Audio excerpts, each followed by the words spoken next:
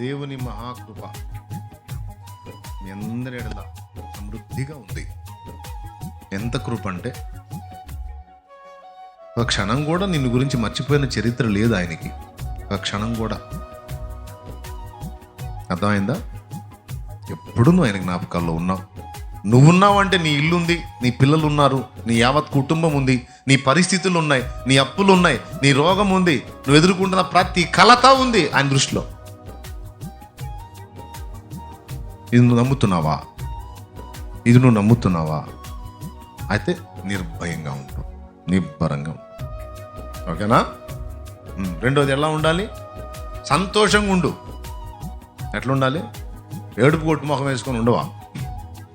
అది దేవుడిని ఎరగని వాళ్ళ పరిస్థితి. దేవుడిని ఎరిగిన మనకి సంతోషం సంతోషం సంతోషం. బాధలున్న సంతోషం, సమస్యలున్న సంతోషం, వ్యాధి బాధలు, శోధనలు, కలతలు, కష్టాలు, కన్నీళ్లు, అప్పులు, తిప్పలు, నొప్పులు ఎన్నున్నా ఆయన ఎరుక లేకుండా ఏవి రాలేదు. వచ్చినవన్నీ మేలే తెస్తాయి, మేలే చేస్తాయి, అన్నీ మేలే అప్పచెప్పి వెళ్ళిపోతాయి. అంతే. నమ్మిన వాళ్ళు మనస్ఫూర్తిగా ఒక్క స్తోత్రం చెప్పండి ప్రభువుకి. అది